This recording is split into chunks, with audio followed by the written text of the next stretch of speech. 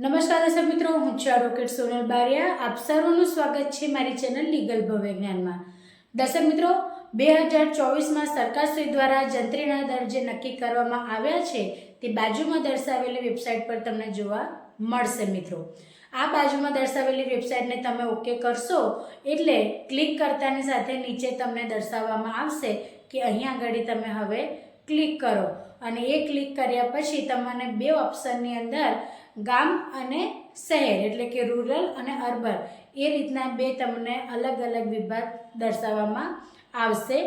હવે જો તમારે તમારા ગ્રામ્ય વિસ્તારની જે પણ જંત્રીના દર કેટલા છે અત્યારે તે જોવું હોય તો તમારે તેની ઉપર ઓકે કરવાનું છે રૂરલ ઉપર, અને એની અંદર તમામ જિલ્લાઓ ખુલશે અને એમાં તમારો જે જિલ્લો હોય અથવા તાલુકો હોય ગામ હોય એ રીતના પછી તમારે સિલેક્શન કરીને અને એ તમારો જે પણ જંત્રી દર હશે તે તમને બતાવશે। એ જ રીતે તમે અર્બનની અંદર પણ જોઈ શકો છો। મિત્રો, બીજી વાત એ છે કે સરકારશ્રી દ્વારા જે પણ આ નવા જંત્રીના દર નક્કી કરવામાં આવ્યા છે તેની ઉપર ઘણા બધાને વાંધાઓ છે, તેથી જે પણ લોકોને વાંધા અરજી જે સૂચિત કરવી હોય તેના માટેનો પણ સમયગાળો નક્કી કરવામાં આવેલ છે। મિત્રો, અત્યાર સુધી 20 ડિસેમ્બર 2024 સુધી જે પણ વાંધા અરજીઓ હોય તે સ્વીકારવામાં આવશે એવું હતું, પરંતુ હવે ફરી પાછો 1 મહિના લંબાવવામાં આવ્યો છે।